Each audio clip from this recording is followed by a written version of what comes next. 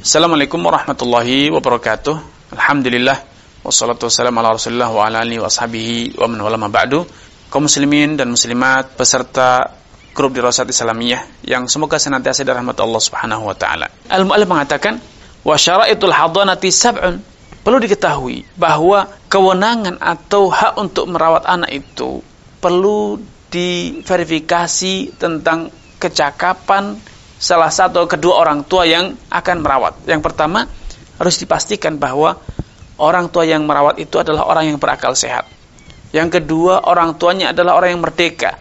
Karena kalau dia berstatus sebagai budak, dia tidak akan mampu. Karena budak akan sibuk menjalani pekerjaan majikannya.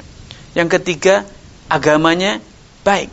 Kalau ternyata ibunya adalah seorang kitabiah, seorang Nasrani, seorang Yahudi, karena memang Muslim boleh menikahi Yahudi atau menikahi wanita Nasrani. Maka kalau ternyata ibunya adalah beragama non-Islam, maka ibunya tidak berhak merawat. Anak itu harus dirawat oleh ayahnya yang akan mampu menjaga keislaman sang anak.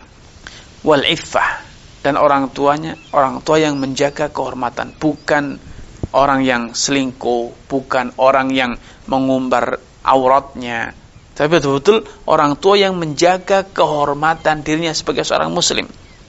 Wal amanah, dan orang yang layak mendapatkan aman, bukan pengkhianat, bukan orang yang acuh tak acuh, tidak peduli dengan urusan anaknya. Wal iqamah, dan dia dalam kondisi mukim, bukan sedang musafir. Karena kalau musafir dia pasti repot, tidak akan maksimal dalam mengurusi anaknya. Wal khulu min zaujin, dan kalau itu adalah ibu, maka syaratnya ibu belum menikah kembali. Kalau sudah menikah lagi, walaupun anak masih berumur 3 tahun, 2 tahun, 4 tahun, 5 tahun, maka ayahnya lebih berhak. Kenapa? Karena ibu akan sibuk dengan urusan suaminya. Bisa jadi setelah menikah dia segera hamil kembali, sehingga dia tidak mampu secara maksimal mengurusi anaknya. Fa in ikhtalla minha syartun saqatat. Bila satu saja dari 7 kriteria ini mengalami gangguan mental, atau dia seorang budak, agamanya buruk, apalagi ternyata dia non-muslim, maka hak dia untuk merawat anak gugur. Terus siapa yang merawat? Orang tua yang satunya tentunya. Orang tua yang satunya. Kalau ternyata ayahnya mengalami gangguan mental, atau ternyata peminum khamr, maka dia tidak berhak merawat anak. Yang berhak adalah ibunya. Walaupun anaknya sudah berumur 10 tahun, maka sang anak tidak diberi pilihan. Dia hanya memiliki satu pilihan, yaitu tinggal bersama ibunya. Agar apa? Agar agamanya tidak rusak, agar masa depannya tidak menjadi anak-anak yang gelandangan atau anak-anak yang fasik.